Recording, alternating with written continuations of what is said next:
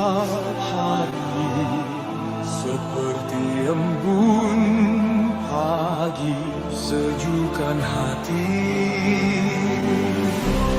Ucapkan syukur, Tuhan Yesus baik, biar kita tabur perkataan yang baik. Tuhan sediakan akan cukupkan semua yang ku perlu. Dia sembuhkan semua sakitku, berikan damai sejahtera yang lampaui akalku. Tuhan buka jalan, pimpin semua langkahku.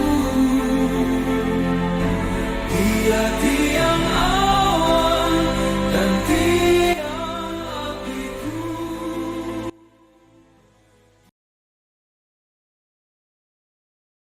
Raja-Raja 22 ayat 1 sampai 20, demikian firman Tuhan. Yosia berumur 8 tahun pada waktu ia menjadi raja, dan 31 tahun lamanya ia memerintah di Yerusalem. Nama ibunya ialah Yedida binti Adaya dari Boskat. Ia melakukan apa yang benar di mata Tuhan dan hidup sama seperti Daud, bapa leluhurnya, dan tidak menyimpang ke kanan atau ke kiri. Dalam tahun yang ke-18, zaman Raja Yosia, maka Raja menyuruh Safan bin Azalia bin Mesulam, panitera itu, ke rumah Tuhan. Katanya, pergilah kepada imam besar Hilkia, suruhlah ia menyerahkan seluruh uang yang telah dibawa ke dalam rumah Tuhan, yang telah dikumpulkan dari pihak rakyat oleh penjaga-penjaga pintu. Baiklah itu diberikan mereka ke tangan para pekerja yang diangkat untuk mengawasi rumah Tuhan, supaya diberikan kepada tukang-tukang yang ada di rumah Tuhan untuk memperbaiki kerusakan rumah itu, yaitu kepada tukang-tukang kayu, tukang-tukang bangunan, dan tukang-tukang tembok, juga bagi pembelian kayu dan batu pahat untuk memperbaiki rumah itu. Tetapi tidak usahlah mengadakan perhitungan dengan mereka mengenai uang yang diberikan ke tangan mereka, sebab mereka bekerja dengan jujur. Berkatalah imam besar Hilkia kepada Safan, panitera itu,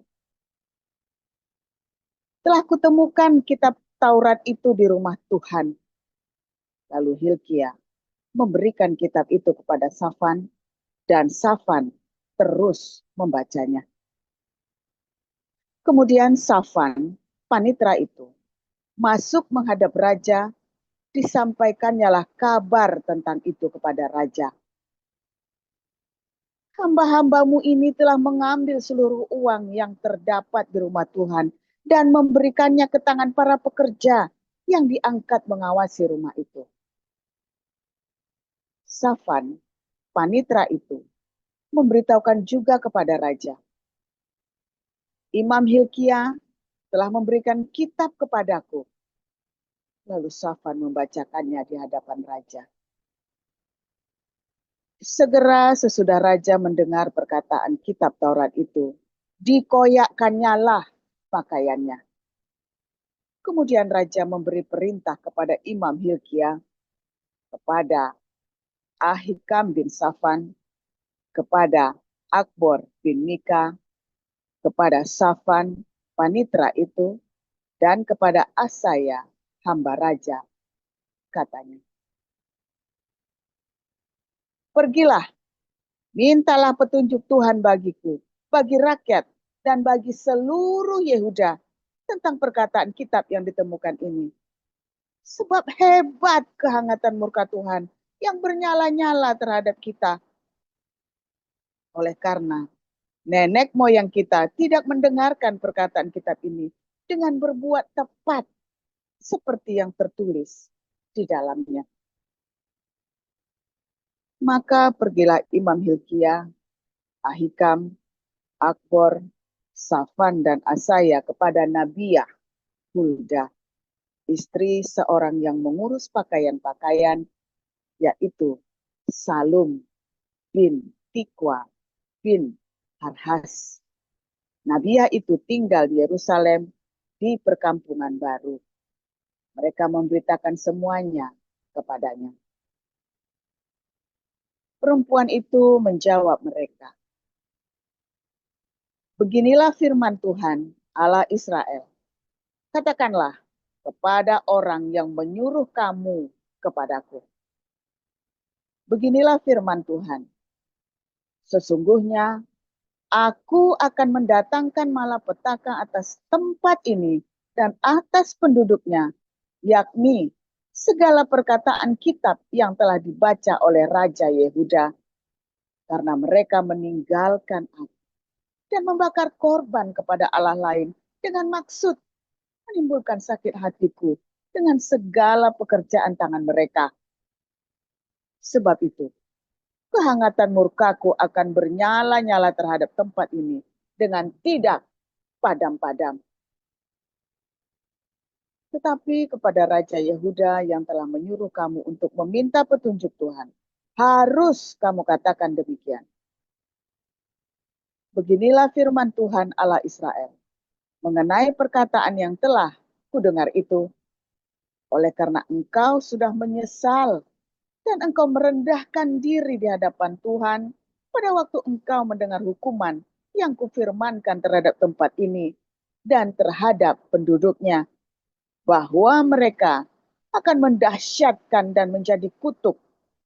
Dan oleh karena engkau mengoyakkan pakaianmu dan menangis di hadapanku, aku pun telah mendengarnya. Demikianlah firman Tuhan. Sebab itu, sesungguhnya aku akan mengumpulkan engkau kepada nenek moyangmu, dan engkau akan dikebumikan ke dalam kuburmu dengan damai, dan matamu tidak akan melihat segala malapetaka yang akan kudatangkan atas tempat ini. Lalu mereka menyampaikan jawab itu kepada raja. Matius pasal 5 ayat 1. Ketika Yesus melihat orang banyak itu, naiklah ia ke atas bukit, dan setelah ia duduk, datanglah murid-muridnya kepadanya. Maka Yesus pun mulai berbicara dan mengajar mereka. Katanya, "Berbahagialah orang yang miskin di hadapan Allah, karena merekalah yang mempunyai kerajaan surga. Berbahagialah orang yang berduka cita, karena mereka akan dihibur. Berbahagialah orang yang lemah lembut, karena mereka akan memiliki bumi. Berbahagialah orang yang lapar dan haus akan kebenaran, karena mereka akan dipuaskan.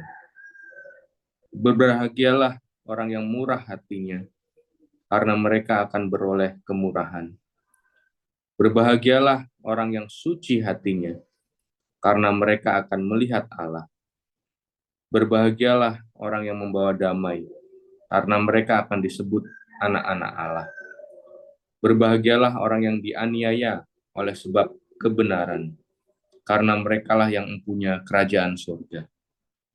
Berbahagialah kamu, jika karena aku kamu dicela dan dianiaya, dan kepadamu difitnahkan segala yang jahat.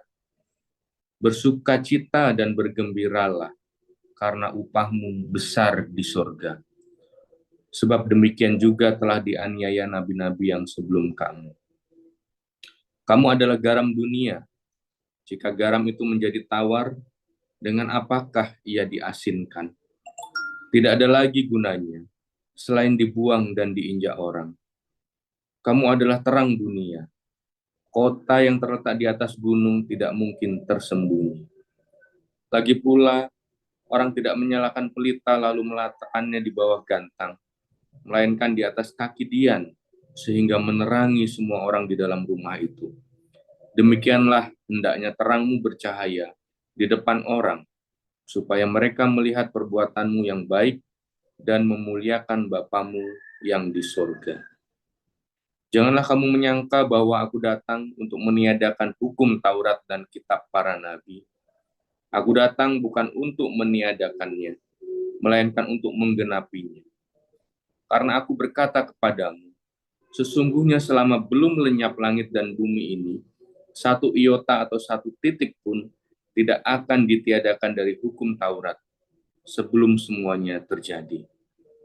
Karena itu, siapa yang meniadakan salah satu perintah hukum Taurat, sekalipun yang paling kecil, dan mengajarkannya demikian kepada orang lain, ia akan menduduki tempat yang paling rendah di dalam kerajaan surga.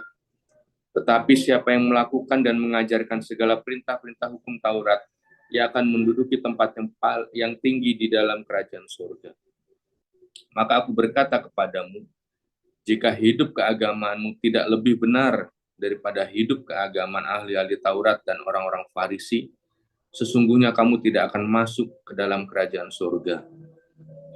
Kamu telah mendengar yang difirmankan kepada nenek moyang kita, jangan membunuh, siapa yang membunuh harus dihukum. Tetapi aku berkata kepadamu, setiap orang yang marah terhadap saudaranya harus dihukum. Siapa yang berkata kepada saudaranya kafir harus dihadapkan ke mahkamah agama.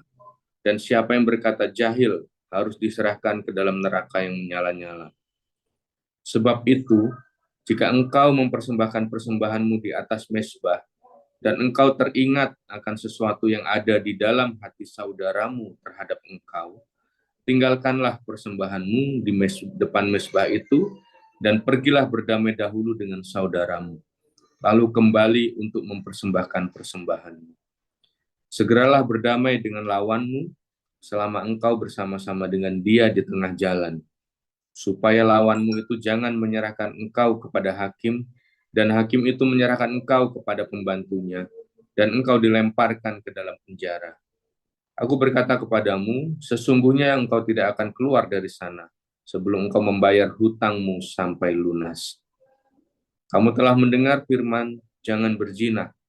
Tetapi aku berkata kepadamu, setiap orang yang memandang perempuan serta menginginkannya, sudah berzinah dengan dia di dalam hatinya. Maka jika matamu yang kanan menyesatkan engkau, cungkilah dan buanglah itu.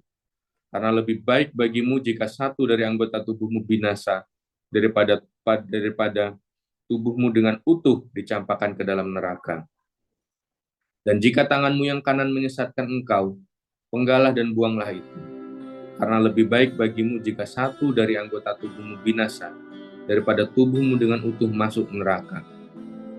Telah difirmankan juga, siapa yang menceraikan istrinya harus memberi surat cerai kepadanya. Tetapi aku berkata kepadamu, setiap orang yang menceraikan istrinya, kecuali karena zina, ia menjadikan istrinya berzina. Dan siapa yang kawin dengan perempuan yang diceraikan, ia berbuat zina. Kamu telah mendengar pula yang difirmankan kepada nenek moyang kita, jangan bersumpah palsu, melainkan peganglah sumpahmu di depan Tuhan. Tetapi aku berkata kepadamu, janganlah sekali-kali bersumpah baik demi langit, karena langit adalah tahta Allah, maupun demi bumi, karena bumi adalah tumpuan kakinya, ataupun demi Yerusalem, karena Yerusalem adalah kota raja besar. Janganlah engkau bersumpah demi kepalamu, karena engkau tidak berkuasa memutihkan atau menghitamkan sehelai rambut pun. Jika ya, hendaklah kamu katakan ya. Jika tidak, hendaklah kamu katakan tidak. Apa yang lebih daripada itu berasal dari si jahat. Kamu telah mendengar firman, mata ganti mata dan gigi ganti gigi. Tapi aku berkata kepadamu, janganlah kamu melawan orang yang berbuat jahat kepadamu, melainkan siapapun yang menampar pipi kananmu, berilah juga kepadanya pipi kirimu. Dan kepada orang yang hendak mengadukan engkau karena mengingini bajumu, serahkanlah juga jubahmu. Dan siapapun yang memaksa engkau berjalan sejauh 1 mil, berjalanlah bersama dia sejauh 2 mil. Berilah kepada orang yang meminta kepadamu, dan janganlah menolak orang yang mau meminjam daripadamu. Kamu telah mendengar firman, kasihilah sesamamu manusia dan bencilah musuhmu. Tetapi aku berkata kepadamu, kasihilah musuhmu dan berdoalah bagi mereka yang menganiaya kamu. Karena dengan demikianlah kamu menjadi anak-anak Bapamu yang di surga, yang menerbitkan matahari bagi orang yang jahat dan orang yang baik, dan menurunkan hujan bagi orang yang benar dan orang yang tidak benar. Apabila kamu mengasihi orang yang mengasihi kamu, apakah upahmu? Bukankah pemungut cukai juga berbuat demikian? Dan apabila kamu hanya memberi salam kepada saudaramu saja, apakah lebihnya daripada perbuatan orang lain? Bukankah orang yang tidak mengenal Allah pun berbuat demikian? Karena itu, haruslah kamu sempurna, seperti Bapamu yang di surga adalah sempurna. Haleluya, firman luar biasa. Saya tadi ada tamu tadi sampai barusan selesai pulang. Karena tadi dia harusnya ke gereja, tapi terus dia datang terlambat.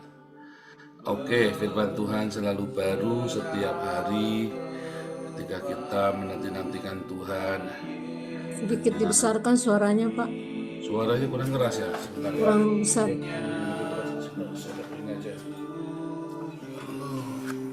Saya sudah bawa. Nah, ini dia.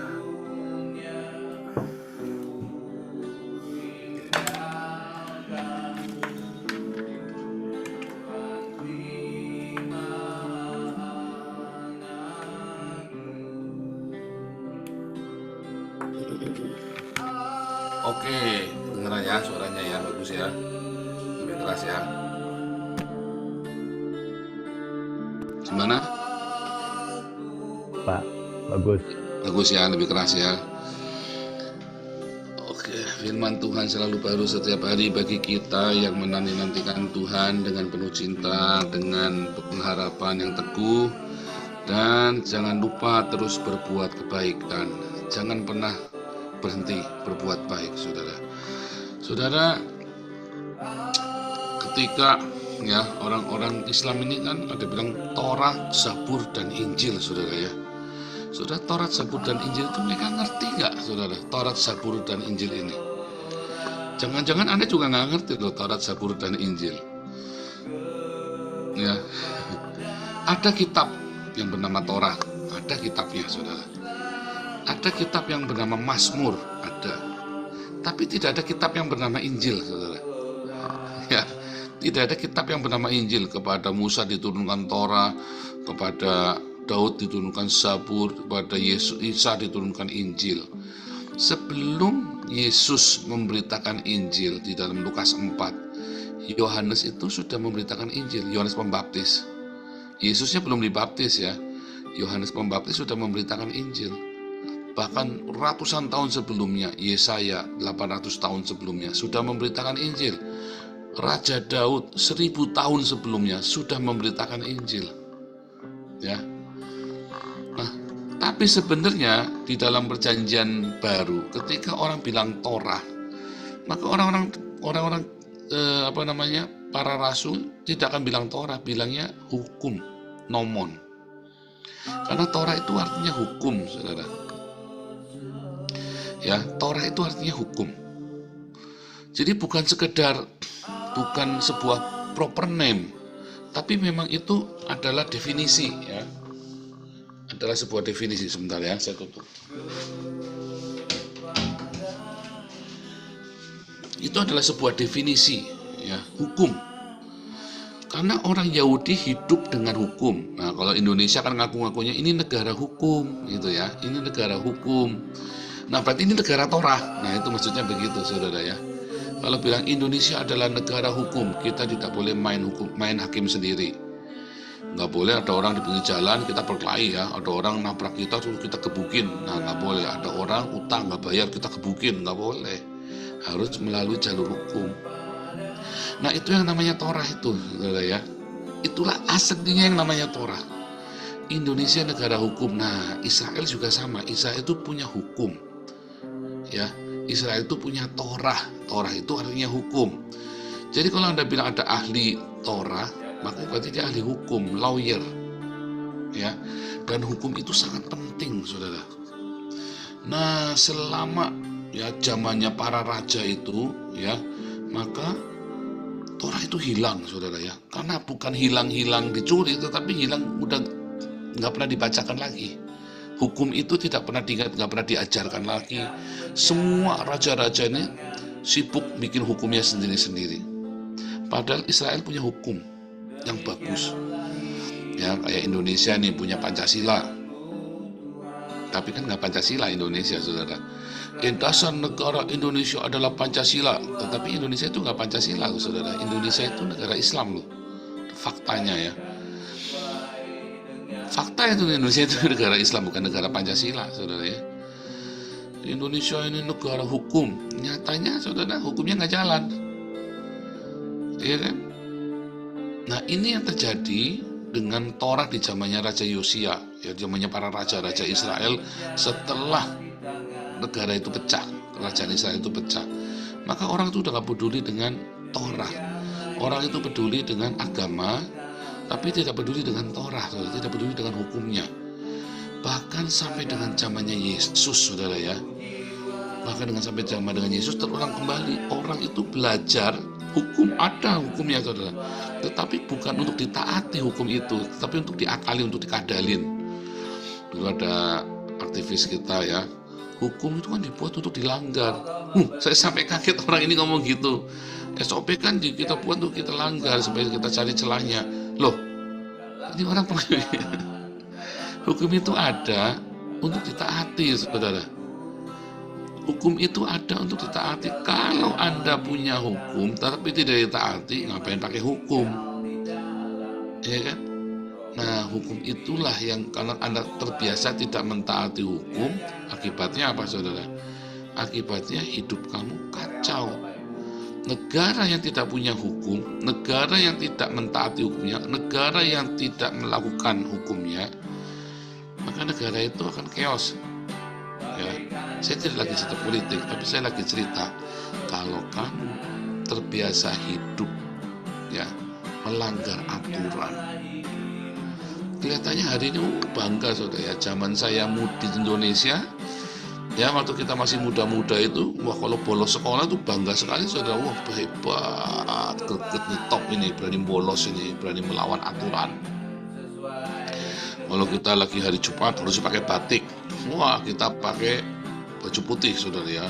Kalau perlu kerahnya tuh kita linting-linting ya, supaya kayak preman, saudara ya. Wejan, hebat, saudara ya.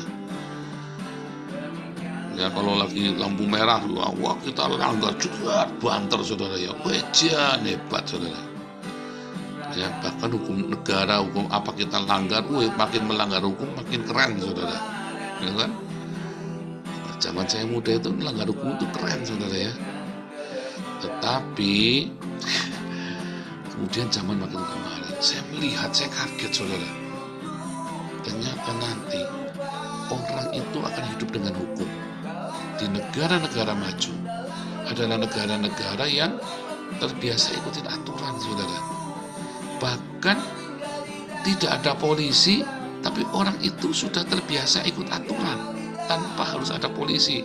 Itu kalau naik kereta itu ya, saudara ya, turunnya itu nggak pernah naik kereta itu ya, turunnya bisa naik turun begitu aja, nggak beli tiket pun nggak apa-apa, saudara. Peluang ketahuannya 1:100, saudara. Anda 100 kali naik kereta belum tentu sekali ketahuan tuh, ya. Padahal sini diperiksa juga ya, tapi kalau ketangkep pun nggak diapa-apain soalnya, ya kan? Tetapi mengapa orang-orang bule Belanda, ya, orang-orang bule Belanda yang asli Belanda selalu punya tiket, saudara. Yang sering nggak punya tiket itu orang-orang Arab, orang Maroko, orang Arab ini. Mengapa? Karena mereka terbiasa hukum itu ada buat dilanggar, buat dicuri-curi. Sementara orang-orang Eropa ini, orang-orang bule ini, kalau ada hukum ditaatin. Makanya mereka disiplin, pikirannya maju, saudara. Pikirannya maju mereka. Mereka kalau ada sampah di pinggir jalan, ya, kalau itu kira-kira bahaya diambil, saudara ya. Bahkan ada volunteer yang khusus bersihin. Makanya kamu lihat di Eropa itu bersih sekali ya. Ini Pak Enaldo sama Pak Marcel lagi terkagum-kagum karena Belanda kok bersih banget. Karena orang-orangnya menjaga bersama demi kebaikan bersama. Kalau saya aja sekarang ya mau buang sampah itu takut.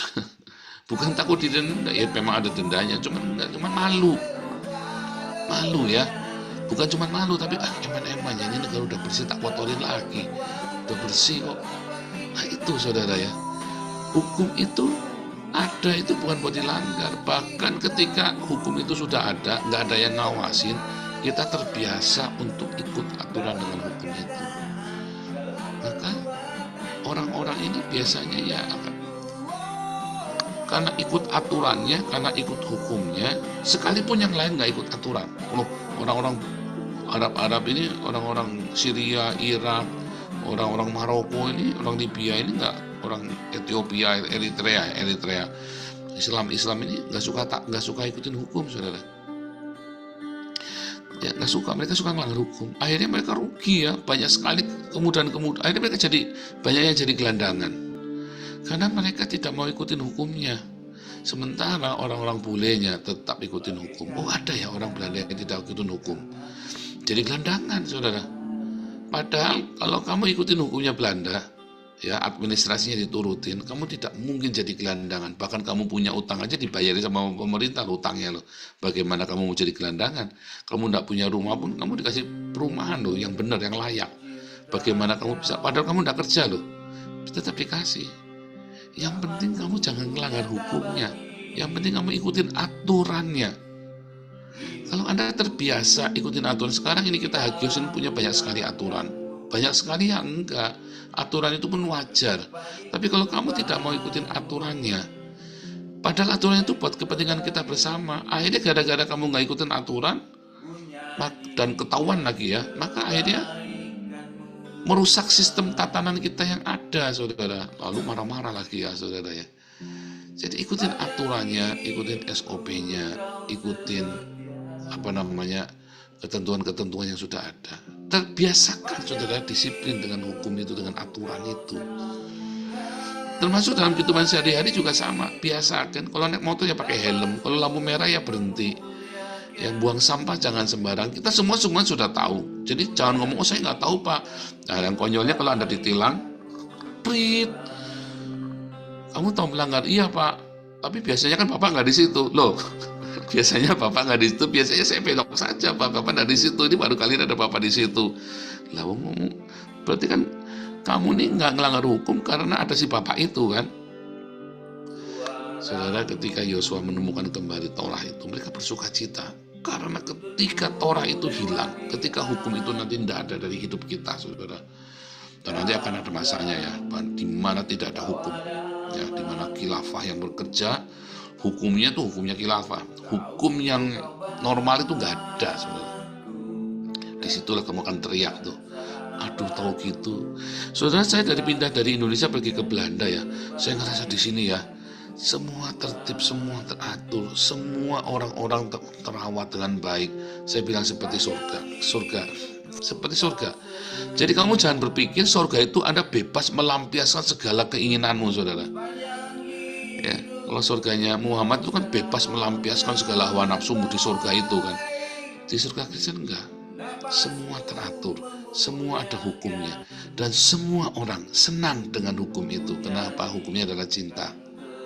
Karena hukum itu adalah cinta. Kabar baik Injil itu adalah ketika hukum itu diberitakan. Jadi hukum itu adalah sebuah kabar baik. Hukum adalah sebuah kabar baik. Taurat itu adalah sebuah Injil, saudara. Jadi kalau kamu punya hukum, kamu ngeluh, ada yang salah dengan otakmu, saudara. Ketika kamu ada hukum yang jelas, lalu kamu melanggar, ada yang salah dengan otakmu. Karena hukum itu ada supaya kita semua ada aturannya. Supaya kita jangan bunuh-bunuhan. Supaya kita semua saling hormati hukum itu, kita jalani, kita sepakati bersama. Absen 74%, ya sudah. Sebab kalau kamu nanti baru 3 kali ikut embun pagi, lalu kamu udah dapat beasiswa, dapat rumah, dapat kuota internet, dapat loh, nanti yang sudah lama 3 bulan nungguin, kasihan dong saudara. Makanya ada aturannya. Dan mengapa harus 74% kehadiran? Supaya kamu tiap pagi mendengarkan firman Tuhan. Ya, jadi waktu Anda ditolong, Anda juga dengarkan firman Tuhan, maka kamu semua akan diberkati. Hukum itu adalah penuh cinta. Kalau kamu menjadikan hukum itu adalah menjadi beban, maka sebetulnya ada yang salah dengan hidupmu, saudara. Sementara hukumnya itu dibuat supaya teratur, supaya kita saling mencintai, untuk merawat taman yang indah, itu harus ada aturannya. Nggak bisa semua orang acak-acak di situ, asal nanam, asal apa, nanti jadi hutan, saudara. Tapi kalau taman itu kamu rawat dengan sebuah aturan yang disepakati bersama, maka menjadi taman yang indah. Anda ingin komunitas ini menjadi baik, ayo kita ikutin aturan. Bagaimana kamu bisa mau ikutin firman Tuhan kalau kamu belajar tidak ikutin aturannya komunitas? Malah kebalik, ini kan aturannya komunitas, bukan aturannya Tuhan. Lalu Anda ngomong, oh, ini saya mau ikut aturan Tuhan saja. Saya mau ikut aturan Tuhan saja. Tidak bisa. Kamu aturannya sudah jelas saja kamu tidak bisa ikut, apalagi mau ikut aturannya Tuhan. Ya, cinta itu, ya, Anda baru bisa bilang cinta kalau kamu bisa terbiasa taat dengan hukum yang ada, saudara. Anda tidak mungkin ujuk-ujuk, Anda terbiasa tidak taat hukum, lalu Anda mau bicara tentang cinta. Bohong, saudara. Anda terbiasa melanggar aturan, terbiasa nabrak aturan, lalu lintas Anda langgar. Terus kamu bilang, aku punya cinta ya Tuhan Yesus, bohong, saudara. Ketika kamu biasa melanggar aturan, orang lain celaka gara-gara kamu, nggak mungkin kamu punya cinta. Ketika kamu terbiasa melanggar aturan, kamu korupsi, itu kan korupsi bukan uangnya dia, Pak, uangnya negara. Nah, uangnya negara kan bayar pajak kan adian semua. Berarti kamu juga tidak punya cinta. Bohong. Ketika kamu melanggar hukum, kamu tuh nggak punya cinta, saudara. Ketika kamu ikutin hukum dengan cinta, kalau kamu punya cinta, semua hukum akan kamu lakukan dengan mudah. Karena kamu melimpah dengan cinta. Kamu tahu hukum itu dibuat supaya orang lain juga jangan dirugikan oleh kamu, dan kita tidak perlu gegeran sama orang lain, karena orang lain mau suka-suka hatinya sama kita. Semua ada pagernya. Dengan hukum itu, cinta kita itu bisa dirawat. Jadi bukan Anda melakukan hukum dengan terpaksa, tapi karena kamu punya cinta, maka kamu punya hukum. Di dalam 1 Yohanes 4 ayat 3 atau 1 Yohanes 3 ayat 4, ya. Yang namanya dosa adalah kalau kamu melanggar hukum, ya. Dosa adalah melanggar hukum. Ya, 1 Yohanes 4 ayat 3 atau 1 Yohanes 3 ayat 4, ya, dibalik, ya, saya lupa itu, ya. Tetapi dalam bahasa aslinya, saudara, dosa adalah anomia. Hamartia itu adalah anomia, tidak ada hukum. Padahal hukumnya kita adalah cinta. Jadi dosa itu adalah ketika kamu tidak punya cinta. Dan dosa itu gara-gara nggak punya cinta, maka kamu bisa melanggar hukum. Jadi kalian yang sering melanggar hukum, selain melanggar peraturan-peraturan, saya yakin kamu nggak punya cinta di hatimu. Kamu tidak urusan orang lain, yang penting urusanmu bereskan. Itulah ciri khas orang yang tidak punya cinta. Dia senang sekali melanggar hukum, tabrak semua. Dia tidak mikir orang lain, dia mikir cuma dirinya sendiri. Ya, ingat, milikilah cinta, maka kamu punya hukum. Ya, dan kalau kamu punya cinta, maka kamu bisa melakukan hukum-hukum itu dengan tertib, dengan disiplin, mudah sekali, karena cintamu melimpah. Tuhan Yesus memberkati.